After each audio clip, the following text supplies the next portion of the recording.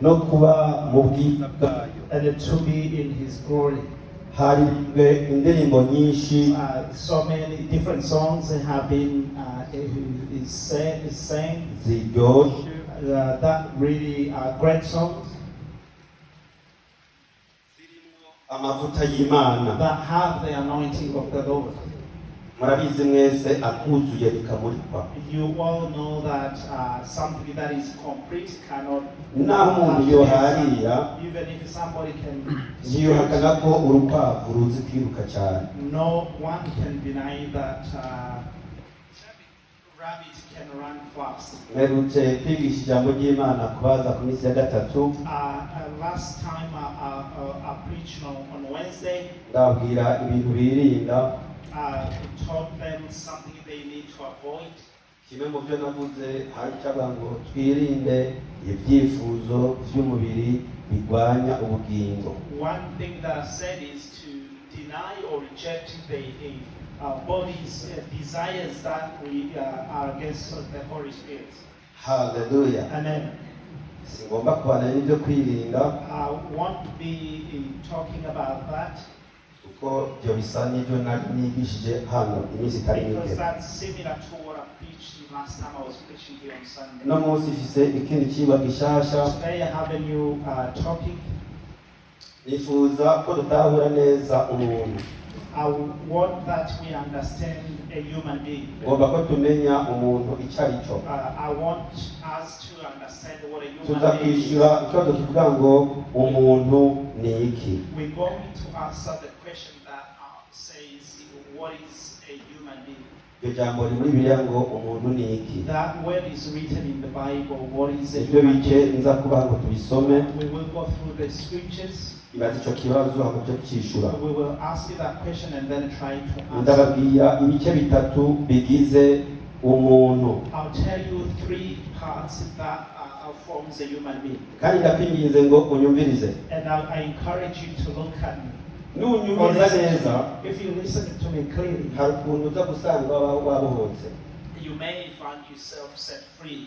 Nta muntu amenya byose. No one knows everything. Naje ndahasinzi byose. And myself, I don't know everything. Jambo ry'Imana ngo nimwamenye ukuri kuzobatera kwidegemvya. The word of God says, when you know the truth Kandi will kile set mwe you cyo free. kwigisha ijambo ry'Imana. Well, the reason I'm preaching the word of Nuko God Imana izohana abantu is because when God will be itazoraba mu mwari mu judging, bice bari muri. He will not look at what you knew.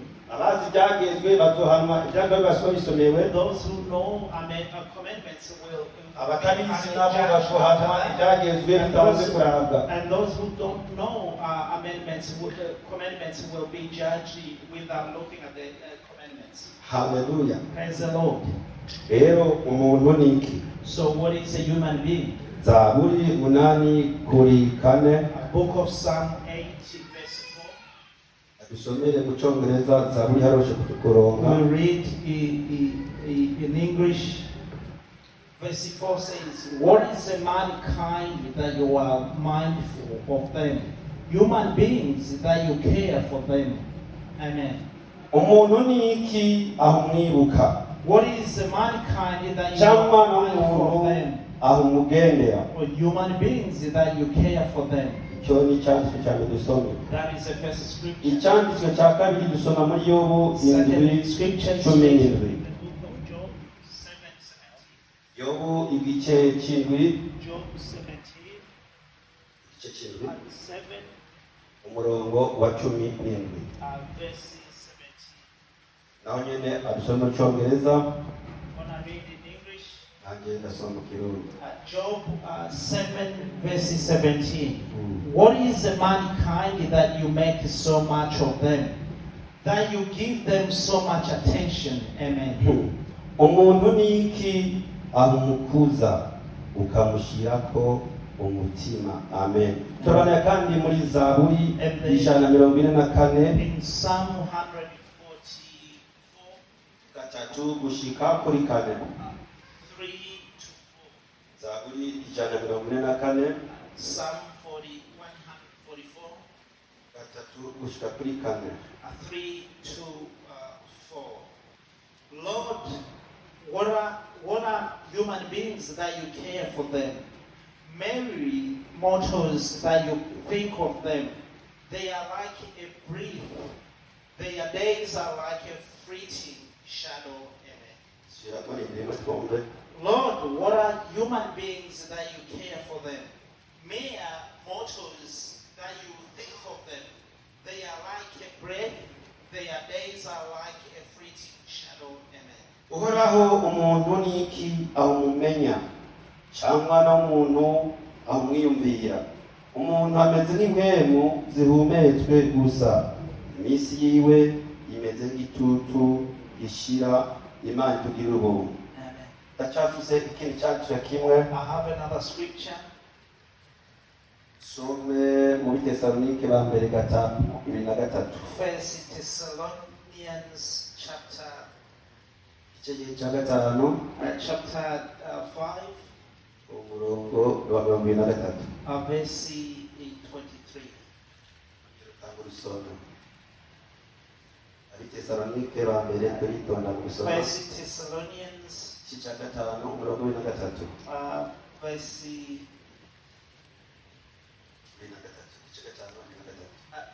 Bitesalonike ba mbere First Thessalonians chapter 5 umurongo wa 23. verse 23 Gutubira mu 24. and 24. May God Himself, the God of peace, sanctify you through and through. May your Holy Spirit, soul, body be kept blameless at the coming of our Lord Jesus Christ. The one who calls you is faithful, and He will do it. Amen. Kandi Imana nyene amahoro ibe ariyo ibeza rwose, kandi impwemu yanyu n'ubugingo n'umubiri byose hamwe bizigamwe ngo bize bisanzwe bitagira umugayo aho umwami wacu Yesu Kristo azozira. Amen. Amen.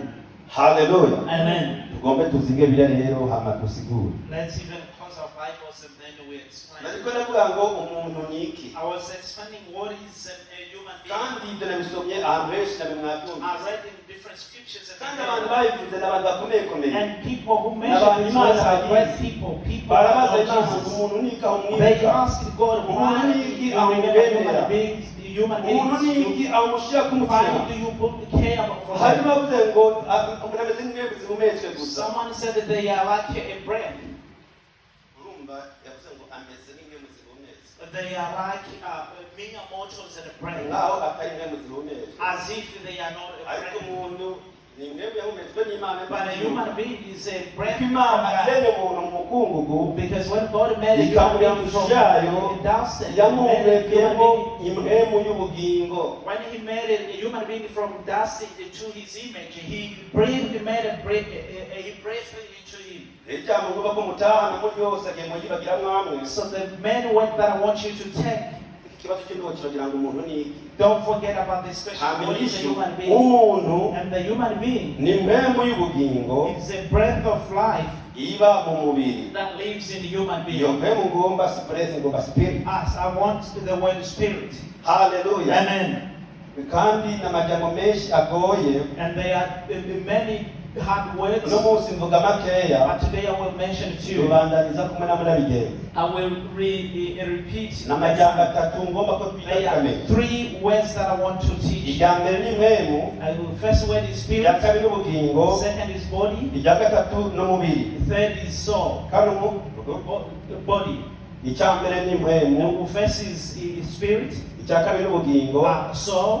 Icya gatatu n'umubiri. Third is body. Kandi umunsi mbera ku mubiri. And today I'm going to start with the body. Kubera ko niwo uboneka. Because the body is visible. Uyu mubiri This body, ni nk'ikibogisi kirimo ibindi bintu indani. it's like a box that has Ni something nk'igunira inside. ririmo ibintu imbere. It's like a bucket that has Kandi ibyo something bintu biri inside. imbere ni bibiri. And those 2 things that are inside, Abantu barabimatanya bakakita kimwe. I think people tend to combine those Ntabwo 2 nabagaya things. kuko kumwe ntihabageza. I don't judge them because Hariho that's n'utazi na their kimwe. and there are people who don't even know Ubajije anything. umwana mutoya ati umuntu ni iki? When you ask a young child Cyangwa mubaza ngo who is a human being, umuntu n'ibihe bice by'umuntu. or you ask a child what are the Ibikuru parts of bamenya bakugira ngo ni person, umutwe, they will tell you it's a ngo ni head umutumba, and it's ngo ni amaguru. the body and the legs. urumva ntarazimira ni umwana kandi yivuga umubiri And the child is not lost because hajya of ubaza talking n'abaganga about the body. If you ask ntawizi ko imiti itaguhaye ariyo boguha you don't even know that the answer they give you is the one they will ariko give umukozi you. w'imana wese akijijwe But every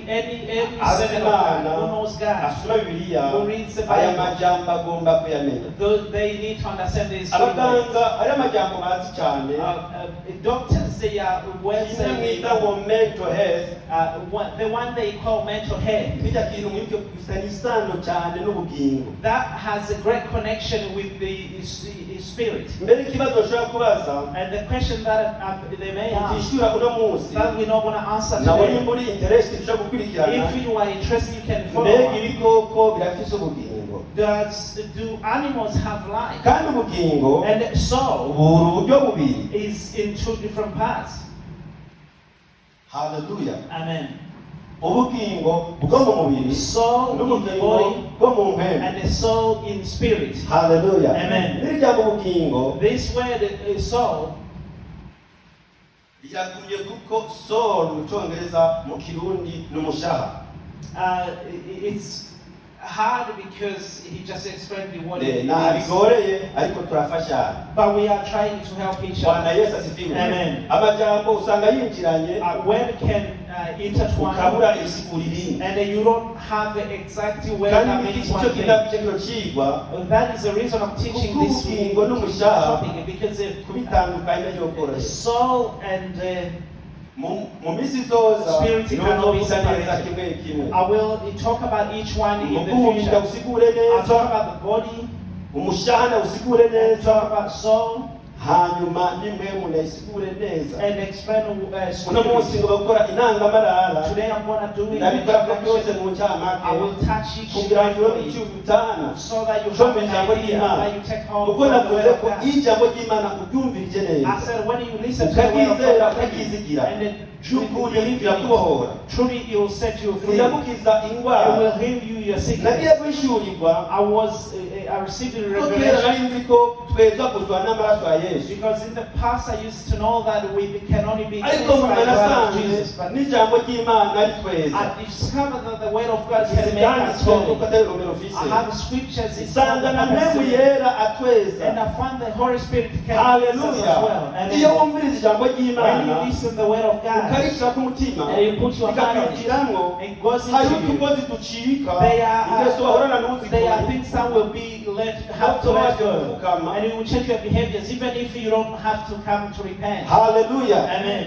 kuko gupfukama siko kwihana konyine Because repenting is hariho not the intambuko only way of nyinshi repenting. There are rero so many kwicara different kumviriza steps. ijambo ry'imana So sit down and listen urishize to ku the word of mutima God and put your hand hama into the ukarishyira mu word ngiro and practice hari it. ibintu bihinduka muri There is wewe something that will change in you. none baza guhinduka umubiri So do you think that the body does change? cyangwa impwemu cyangwa ubugingo Or soul birahinduka or spirit will change? ikintu rero umushaha ukora So there's something that the soul does. umushaha uri hagati y'impwemu n'umubiri Soul is between our body and the spirit. rero umushaha icyo ukora So what a soul does, uza gukomendinga ibyo umubiri ukora uranisangira ibyo umubiri ukora a soul decides what the body does. umubiri ugira ibyo ushatse The body has its own ariko desires. uza ngo bikorwe nuko sore komenda ati ego But bikorwe for the body to do it, Hadi wanda because the kwiyumvira soul kugira has bikore to approve bakireke. it. Where you decide that Kubera ko right, uri it's or umuntu. not, because you are a human being. iyo ufite impwemu y'ubugingo When you have a impwemu y'imana spirit from ivuga muri wewe God, that is in nicyo you. gituma impwemu inigana n'umubiri Which is why a spirit fights with the body. kandi tuvuze ngo kamemere k'umubiri And when we say that the body desires, kandi tuvuze umubiri ubwawo or we talk about the body itself, hari igihe umubiri n'umushaha biba bimatanye there is sometimes a body Iguma and a soul, by'umubiri. they are touched, they Cyangwa are mbere, many are called as a iyo body, impwemu or spirit, n'umushaha and the soul, bimatanye they are yitwa connected, ubugingo they are called the hari life. igihe rero ari umushaha wonyene So perhaps bakabita it's only ubugingo a soul, haba they call hari ikibuze it a life, but there is something missing. hari unavuze ko ari ubugingo bw'uburyo bubiri I said that there is a life hari of two ubugingo ways. bwo mu mubiri There is n'ubugingo bwo mu mpemu life or spirit of life for the body and the spiritual life. dusome Let's read. abarewe Book of Leviticus 17 17 ku murongo wa 11 to verse 11. turabigire mu cyongereza aho bavuga Let's see what it says in English. kwa havuga ubugingo havuga umushaha It says body. Abalewi 17 Leviticus 17. Abalewi soma twumve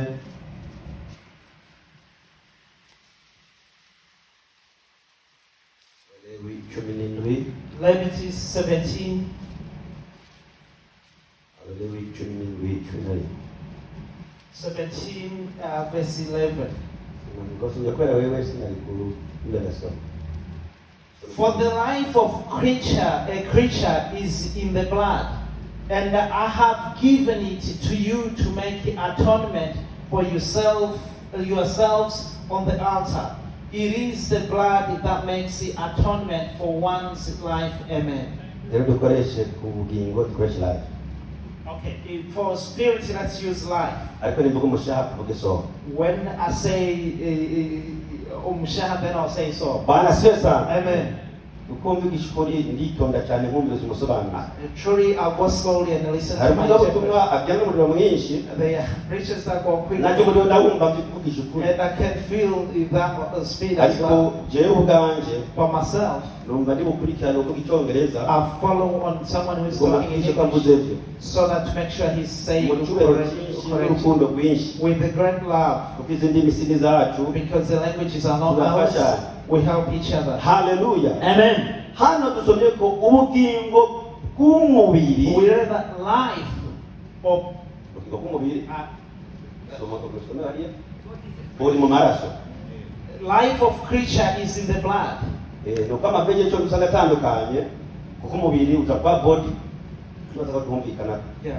yego tubizane ko tuvyumva tuvyumve neza haleluya Amen. uko amavege y'icyongereza arenga 150 haleluya Amen. Bwana Yesu asifiwe Amen. rero ubugingo Life bwo mu mubiri in the body buri mu maraso is in the blood. rero amaraso ni ikintu gihambaye cyane So blood is a great thing.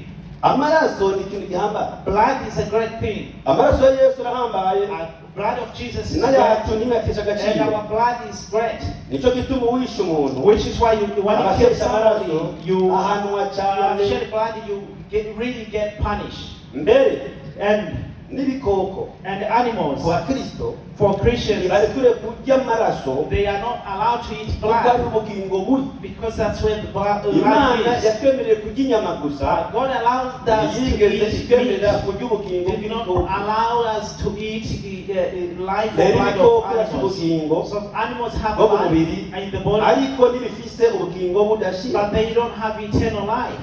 iyo wakiriye Yesu When you receive iyo Jesus, wihanye when you repent, ukijijwe when you have uronka repented, ubugingo budashira you receive eternal life. abantu bose bobo Every n'abanyabyaha people and barafise sinners, imishaha they have a soul. kuko ubugingo buri mu maraso Because the n'ubugingo bw'umubiri barabufise and that the life of the babuze body they have it. ubugingo They budashira only don't have eternal life. Hallelujah. Amen. mu bintu binezera And then among the ni things that makes me ukumenya ko happy ufise ubugingo is to know budashira that I have eternal nawe life. niwasanga ufise When you find it that you have ntuzoreke it, kunezerwa don't stop being happy. naho wogwara Even if you get indwara sick, ntigukuramo ubugingo budashira sickness will not remove naho wopfa eternal life. ubugingo mu mubiri Even if you die in the ubugingo body, buba bukomeye soul is hari aho dead. buca It has its own place. aleluya Amen. iri niryo banga rihambaye ryo This is a kumenya great secret that you naho need to know. wogeragezwa Even if you are tempted, ubugingo bukurimo when ushobora kunezerwa you can still be kuko happy handitswe mu Bagalatiya because it's written in the Galatians. byaba by'amagambo yera Fruits of the Holy Spirit. haleluya Amen. mperutse kwigisha kimwe muri ibyo I taught one Abantu among baregije them. ibindi. Other people spoke about other things. naho ubabajwe Even if you are sad, birahama those kubera fruits ikigere can come. twahama Because how ibyamwa we bear byacu fruits, it's not our ni fruits. impwemu yera muri twebwe It's Holy Spirit in akabishobora us. bikaboneka That will show bikabonekera the muri Spirit twebwe and it can be revealed in us. nama ndabivuga ibi bintu I like it to say about this. When you go abakristo to your bakaririmba place, Christians akagari sing, katabaragara mu mitwe and people that bakaririmba Jesus sing, indirimbo are they z'ijuru crazy? nibyo Why are they singing? nakaririmbye hamwe kare bakundwa mu ijuru tuzoririmba Dear friends, in heaven we will sing. nimba hano baririmba bikaryoha If we can sing here, it's ntibiyumvire mu great. ijuru imbere zo bimeze Think about it. We dufise have, ubugingo budashira we have a great life. tutagipfuye When we don't tutakirabara laugh, when we don't suffer anymore, when we don't get hungry, tutakifuza when there are no desires, tuticuza when we don't regret. hano ku isi On this earth, aya madini badatamba there are churches where ko they don't dance bazotamba mu ijuru because they believe that they will dance in heaven. bazotoba batambe tumwe They will dance in heaven nibashikayo when they get ni there. muri twebwe Among us, hari abazotamba kanyuma hano ku isi there are people who will dance the last time none on uzotamba this earth. utagezeyo How are you going to dance in heaven if you don't get there? uzotambireyo So to be able to dance in heaven, it's, you have to get there. If you don't get there, you will only dance here on this earth. So you will have only taste. haleluya Amen. rero nimba dufise ubugingo So if we have eternal life, tune mbuze ubugingo if we have life, tuneze we must be happy. ubugingo ni bw'igiki Life is great. reka mvuge ku maraso rero Let me talk about blood kamaja amaraso hari icyo nayavuze because I spoke about blood. bwana yesu Praise the asifiwe Lord. amaraso ndazi hari icyo nayavuze ko I spoke about blood. haleluya Amen. mu maraso In the blood. niho abaganga bazi gupima That's where doctors who know how to examine, niho haboneka icyitwa ADN that's where they find what is called ADN. DNA DNA. In Hallelujah. English. Amen. singana bisigure I'm not going to go through ariko that. ndazi ko umuntu wese arahamaze kumva But cyane I believe that everyone has heard that word. igitandukanye umuntu n'undi What makes everybody cyane different from kumenya isano another ry'abantu person. bafitanye And the difference between the people. ariko ibanga ngomba kumenya nta mu maraso But the things that I want you iyo to ubyaye know, umwana when you have a child, ayo ni amaraso yawe that is your blood. ariko si amaraso gusa But it's only just a blood. hari ikirenga mu maraso hari ikintu kirimo There is something more than the blood that is in you. imana ikora byinshi abantu bahimigejwe God does many great things that people cannot see. rero kugira ngo ubibone So to see that, ufata umwanya ukabyumvira you take time and think about ugasoma it ijambo ry'imana and read the Word of God. nibyo bitabesha That does not kubera lie. ko abashakashatsi Because experts, bo bafakuraga gusa ibyemezo they only need a confirmation. bagaca bakubwira ngo njye n'abari inyuma And they only say what they want even if it's babyo a bita lie. ama evidence They have what they call nicyo gituma no evidence. muri theology Which is why even in the theology, hari ibintu badahurirako there are things that they cannot basoma agree ibitabo on. bimwe They read different bakagora Bibles kumvisha atandukanye and they have different conclusions. ariko ko ibyanditswe ari bimwe imana ishimwe But what the scripture is the same. nicyo gituma iyo nigisha Which is kenshi why when I'm preaching, sinkunda kwiga ibyo niyumviriye ibyo nizera I jenyine don't preach what I think or what I believe in. ibyizerwa bidapingika The things that they believe that cannot be disputed. ibyo nibyo nigisha That's what I preach about. mu byanse maze ko ibyo ntibipingika If you don't accept it at iyo all, it nzanye cannot be nabyigiye nibyo disputed. nabyizeye When I get to this place and I umuntu believe yoronka in it, ibindi bibirwanya someone can have other things that are against it, and I will just become silent kuko ntibisanzwe because it's not important. ariko hariho ibidapingika But there are things that cannot be disputed. That's written in the Word of God. wepinze abatarukutamenya And if you dispute it, it's just because you don't Akarorero. know it. For example, abakristo twese are all Christians. turizera ko yesu ari umwana w'imana We believe that Jesus is the Son of God. si kweli Is it true? ariko abakristo twese ntiduhuriye ku mubatizo But all Christians are not Hari when it comes to Moses. baptism. ariko ko kristo ari umwana w'imana That Christ is the Son of cyangwa ko God. kristo ari imana Or Christ is God. ubihakanye no uri umukristo If you dispute about that, then you are not a true hari amashuri Christian. atari y'abakristo bavuga There ibindi are other churches that they dispute that. ndiko ndabwira ku maraso I'm telling you about blood. ngo naringeze That's where I'm at. navuze ko mu maraso niho hari ubugingo bw'umubiri I said in the blood there is a life for the body. kandi nabwiye ko umuntu n'ibikoko I biratandukanye said a human is different from animals kubera umushaha because of soul n'impwemu and a spirit y'ubugingo of life. bwana yesu asifiwe Amen. abiga psychology people who study psychology, bo bigira ingeso z'abantu they learn behavior of people. bari by'umubiri cyangwa mu byose kwa byumva Whether it's about for the body or spirit together. mbere mu kujya kuza abantu bayavuze ibiko And to go to human behaviors, they start to learn from bagakurikirana animals. ingeso They learn the behavior. rero mwibajije ibikoko birasenga abantu So when you ask yourself, do animals really pray?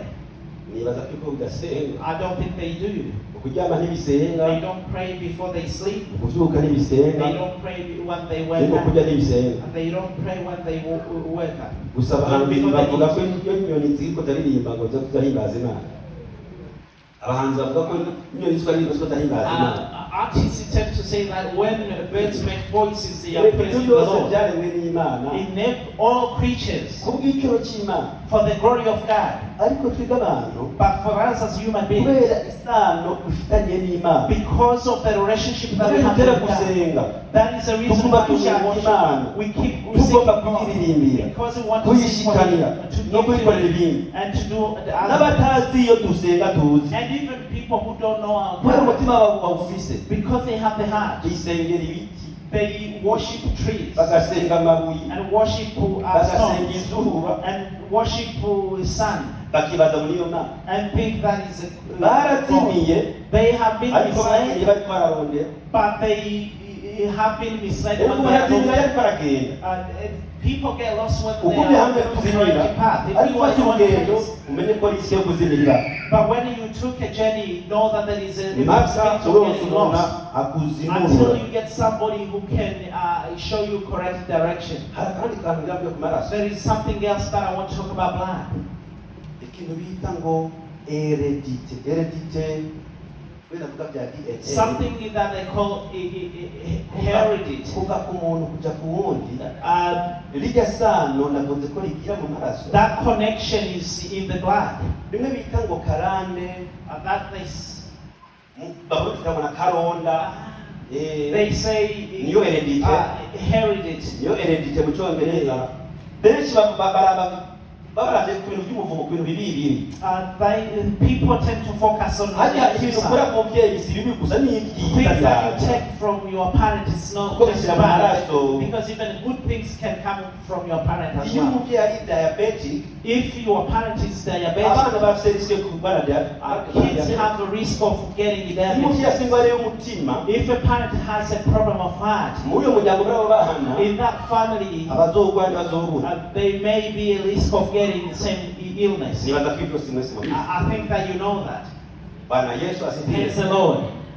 ndiko ndavuga ijambo rikomeye hano I'm talking about great word here. kandi navuze ndafite ibyo nizeye I said that I have things n'abantu that I benshi believe in. bavuga ngo si uko biri Even if other people may kuko dispute, benshi bafata akarongo kamwe because many people only take one verse. yamuga urasoma imirongo myinshi niyo mvuga ubutumwa Dear friend, read many verses kubera when you preach. igeragezwa abavuga ubutumwa tugwamo kenshi Because a problem or a trap that we fall iyo into uvuye hano bakakurikira kuvuga ubutumwa when you leave from here, you go outside. imana itagufashije If God doesn't help you, usangayo abasomye bibiliya you meet people who have read the Bible. bakabwira ko wazimiye They may even attract you, ukatugaruka or you forget that you have a mistake. And then you come back without thinking that you have your faith. ugomba kuba maso You need to be careful. ukagenda wasomye byinshi You need to Naho read as ugiye many as you kuvuga can, even if you want to speak it icyo less. ngomba kuvuga ni iki What I want to say is this. hati kiba kiboshwe n'amaraso What is really hagiriwe hose hamuka amaraso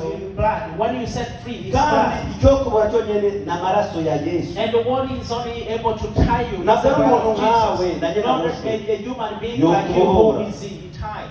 Ni Because Yesu ashobora kutubohora. it's only God who can set ni us amaraso free. ya It's yesu only blood of Jesus ashobora kubohora amaraso that yawe can set us our blood free. gusa amaraso yawe yobohora Not your blood that can set other people free. No. uracumura Because people do sin. kandi hariho n'ibyo wakuye mu babyeyi bitari byiza And there are other things you received it from your parents kuko that are biravye good. ubutumwa ntabwo ndetse ni kubuvuga Because if you look, it's not a shame to preach the word kuko of God. ubutumwa ni inkomezi imana ikoresha ngo kiza abantu The because through gospel God can heal people. kandi nibwo bw'ubu nyene And this is it. abantu baboshwe mu buryo butandukanye People have been taken amaraso captive ya in different ways. yesu arababohora Blood of Jesus can set you umuntu free.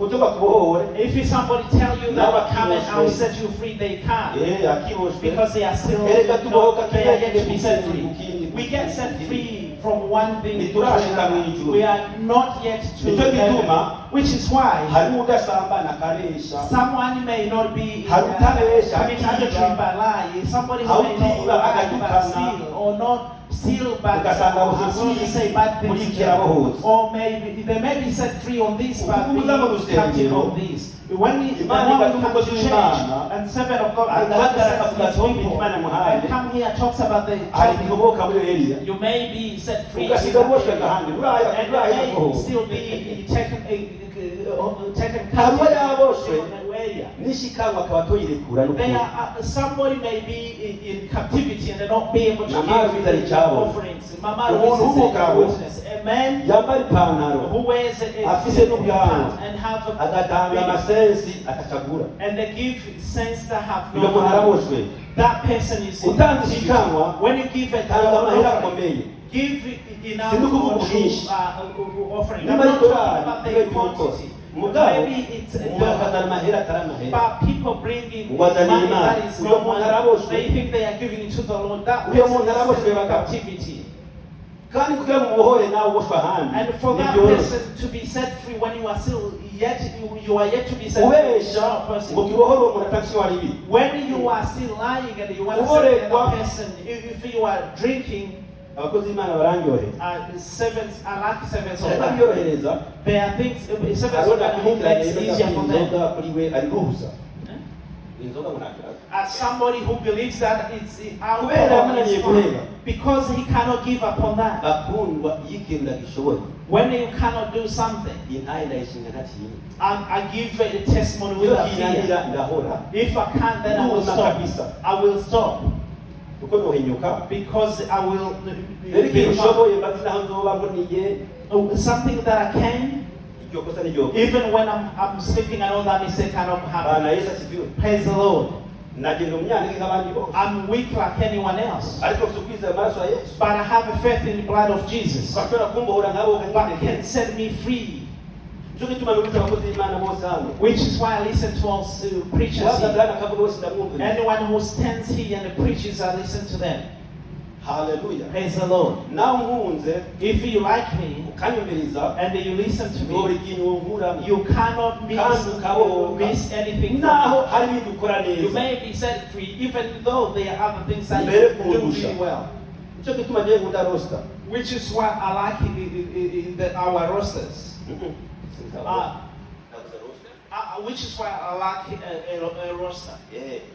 rosta agomba kuvuga yizi Do you know the roster that I want to umunsi talk about? umwe One day, zakariya Zachariah, yari kuri rosta he was on a yo roster kugenda guhereza to go to. arinjira hariya ashikayo When he ahura went na to the altar, marayika when he gave Kuri it, roster he yiwe. saw the angel Hallelujah. on his day.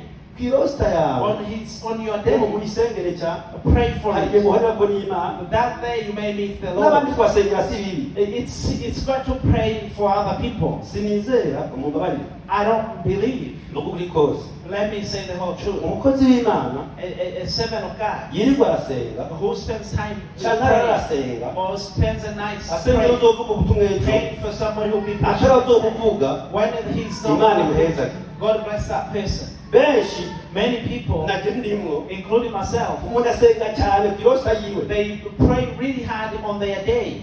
no yitegura cyane That's when rwose. they get ready. akagira extra time They spend more time akirirwa ko They spend the akarara day ko and night atari ntajya afise without any other request, praying for that moment Urazi to be igituma? fine. You know why? kandi akana kabibiri And I'm telling you this as a secret. abakristo bagende ntabizigiye I don't really trust in ngo niyo Christians. gusengera ntugire They ikibazo say, I'll pray for you, don't worry. umwanya ukuye hera When do you get the mukirara time? mwebwe Look at this. abantu bari busy People are so busy. kandi nagiye gusenga When somebody's going to pray, agende gusenga asengere we gusa really go and pray for yourself. Mm. nanya afite ibibazo And that person has a I said need as 2 well. minutes. If they pray 2 minutes, byose biba byaje their requests are yet to be sikuhera mentioned. najye nikomeze I'm not lying to you. ugiye That's how gusenga I no am. gusengera When I go to pray, I'll pray for ariko you. ndisengera cyane But kuko I nagusenga pray more for myself than I to do be for honest you. kiretse mwema ndongoye Unless the ariko Holy kenshi Spirit akunda gusengera guides me. nahigije igwanjye But sometimes I pray for other people after Sinubasha finishing praying for my own kubandanya. needs. I feel great. Ariko kwanjye barari- I've finished praying for my needs. mwebwe sinzi I don't know about you. bisobanuka reka bwa rosta rero So I'm talking about the roster. simbi It's not a bad ko thing. zakariya niho mwebwe y'amakuru Because that's where Zachariah received the news on his day. avuze muzobyara umwana He said he would Aba receive a atabyizera. child. When he didn't believe that, yavuze ngo he said that. My imyaka goodness, ngeze my ngo age, look how am I going to have a child? He said, kandi yashika rutari and he was on the altar. yabika rutari He was on the ariko altar. arahereza And when he was giving, marayika avuze ko ati kubyizera angel said, because you cannot believe that, you will not speak until she gives birth. And that's exactly what happened. haleluya Amen. ndiko ndaheraheza I'm about to conclude. bwana yesu asifiwe Praise the Lord. navuze umuntu icyo ari cyo I said what kandi human being is, kandi sindaheze and I haven't finished. cyangwa nari kuvuga navuze ko navuga umutima icyo ari cyo I will talk about soul. navuze ko umuntu I said that ari person impwemu y'ubugingo is a combination iri mu of the mubiri. spirit of life that is in a human being. ngomba kuvuga rero I want to say ni impwemu it's a spirit, ni umushaha it's a soul.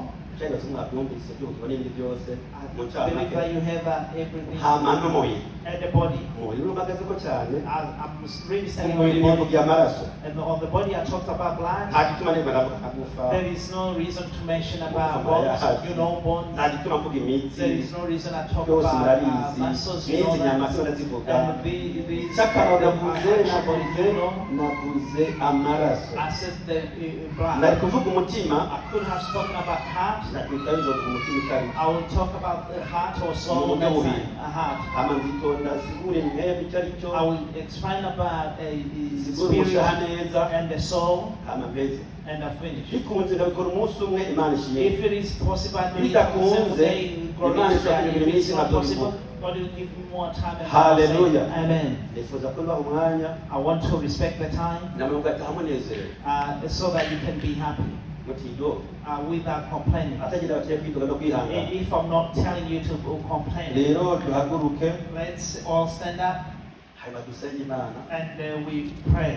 hanyuma mpeze And then I'll finish. ariko ntaraheza Before I finish, ukumva hari ikintu cyakuboshe if you feel that there is something that has taken you in captivity, uze ijambo ry'imana you need to believe in this word. ugomba gufukama ngo tugusengere If you want to kneel down so we pray for you, you come and kneel kandi down. ukumva hari icyango makwagiriza And if you feel there is a sin in Ko your nta byaha heart, navuze, because I didn't talk about sin, kugira ngo tukijyana mu ijuru because you know that you cannot Hamwe nzambaye sin ukuboko kuri uyu to munsi, heaven, because cyangwa the hamwe ubiragisha today, ugapfa or if you die today, ukihana you repent it. niba umwanya w'indirimbo zo urwaye If you get sick uba amasengesho and you need prayer, bakavuze ko amaraso yesu bitabohora I said the blood of Jesus sets us free. Usenge. You come, we'll pray for you. nifuza kweza hanyene I want to finish by here. hagize n'umaze gupfukama duca mu rusengero Anyone who comes here, will pray for them. atawe nawe If no one, turasenga we pray. ariko turirimbe ku munota umwe Let's sing for 1 minute. haleluya haleluya haleluya Mwokozi haleluya oh haleluya haleluya Mwokozi imba haleluya haleluya haleluya Mwokozi haleluya haleluya haleluya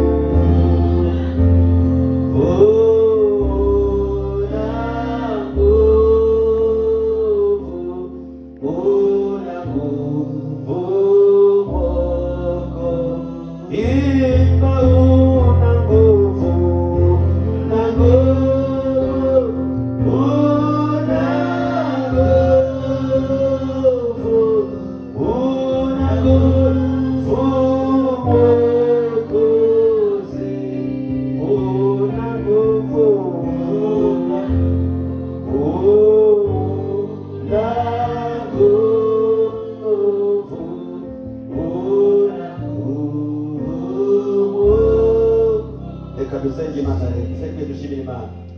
Mana yera, Mana ugororotse, turagushimiye.